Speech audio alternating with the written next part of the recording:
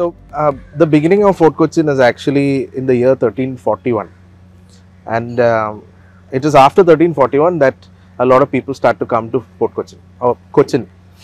The first community is probably the Jewish community. So if you go to the synagogue, you will find that there was an old synagogue that existed in 1344.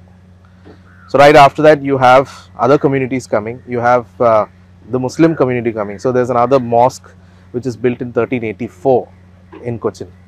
So soon after that, you find that there's a lot of Chinese connection. So the first time Kochi is actually printed, the word Cochin is actually printed in a book, was again written by the Chinese. Then after the Chinese period, you have European period. So first the Portuguese come, then the Dutch come, then the English come. So Fort Kochi goes through a lot of changes in a span of 500 to 600 years. And each time each community or each group came here, they started establishing their own style of governing. So when the Portuguese come, they come for spices and the trade, and then eventually they establish their religion, they establish their fort, and Portuguese architecture. There's a lot of language influence that the Portuguese gave us. So all of this changed the landscape and the culture of Fort Kochi itself. So after the Portuguese came, then the Dutch came. They started doing their own things. They changed the fort into their own style. They built buildings that they wanted for their use. And post that, you find the British also coming and doing their thing. So we have this influence of Chinese, Portuguese, Dutch, English, all of that in our buildings in Fort Kochi. Every street you walk through in Fort Kochi will have some unique building or the other. The street layout is very unique. If you go back 300 years and look at the map of Fort Kochi, you find that the same streets are there even now.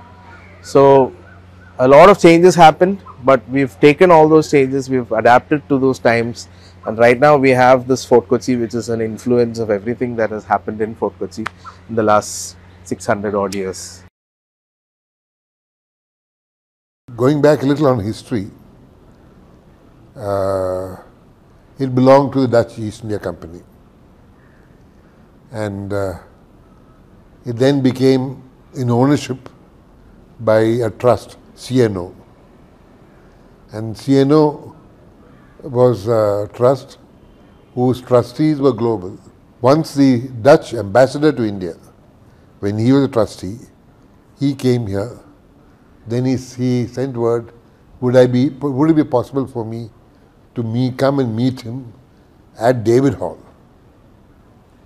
When I went there, he asked one question. He said, if this building was in your hands, what would you do? And I said, I think it would be a great place, a great cultural center. And of course, it will need something which to earn its keep, and therefore a cafe. So he said, that is exactly what we have in mind. Of course, at that time, the building was in complete ruins. In the end, we ended up incurring the cost and restoring it. Now, going back to history, when you see David Hall is probably among the oldest Dutch buildings in Fort Kochi, built by Dutch shipwrights. That you will find that the upturned hull of a ship is what you will see. And at first we said we'll make it a cultural center, place where art can be exhibited, where talks will be held, book readings, and all those things can happen. So from a cafe, from a gallery which has a cafe, now it's a cafe which has a gallery. Now looking at the history of David Hall, the Dutch building, and as you know, the name David came in during the English times when the building was in Jewish ownership. During Dutch times, the various versions of history on that. It was hospice, it was the governor's residence.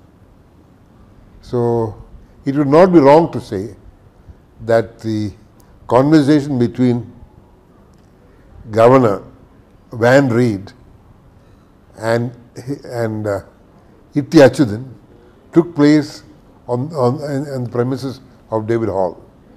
To put the context, the conversation that took place between Van Reed and his team and Itti Achudan, later on the Butt brothers came in, a Jewish a Jesuit priest also came in the picture, and which resulted in Hortus Malabaricus.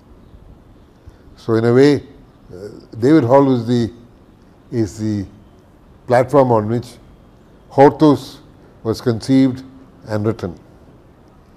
It had to be a place where things happened. So that's what David Hall is now seen to be, in a very contemporary sense, modern in an ancient setting.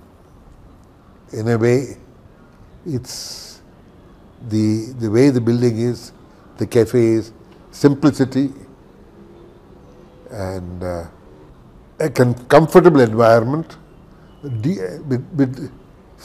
a rich historic premise. And when you say that this building, looking at it, and you say it is nearly 400 years old, there's a certain sense of museum to it. The fact that David Hall is such an ancient building required that it should be restored to its original look, to its original state, and its original should not get repaired or improved upon. It should be kept, restored is the word to be used.